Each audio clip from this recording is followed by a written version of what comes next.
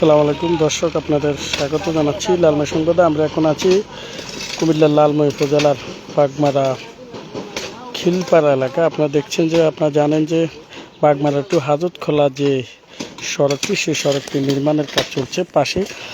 তো এখানে আসলে যে সাইড ভরাট করতেছে আজকে, এখানে যে বালু ইউজ করা হয়েছে এগুলো সম্পূর্ণ মাটি, এবং যে ইটগুলা দেখেন একদমই এগুলা খুবই নিম্নমানের, এবং এগুলা কোনো ইটই না, এগুলো পোড়া ইট না, এটি সম্পূর্ণ মাটি। আপনারা দেখছেন যে এই হাজতখোলা টু বাগমারা যে সড়ক, সেই সড়কের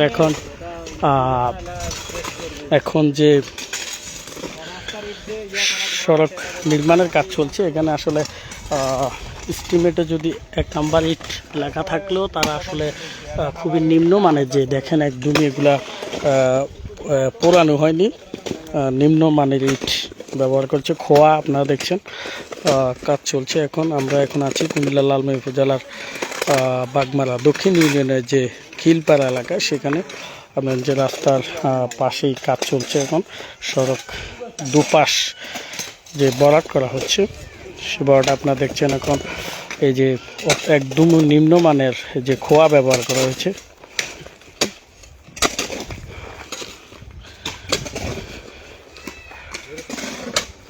দেখুন একদমই এগুলা মাটি বললেই চলে, বালুগুলো মাটি মিশ্রিত, খুবই নিম্নমানের কাজ হচ্ছে। বাগমারা টু হাজতখোলা যে সড়ক রয়েছে, সেই সড়কের কাজে যে ইট ব্যবহার করা হয়েছে, খোয়া ইটের যে ভগ্নাংশ, সেগুলো আসলে খুবই নিম্নমানের। আপনাদেরকে আমরা প্রথমেই দেখিয়েছি।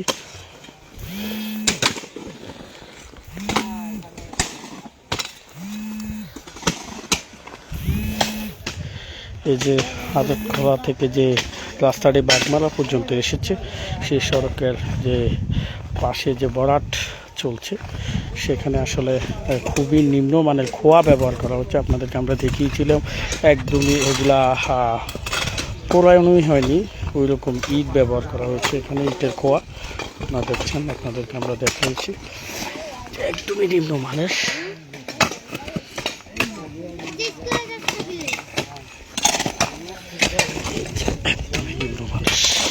খোয়া দেখছেন।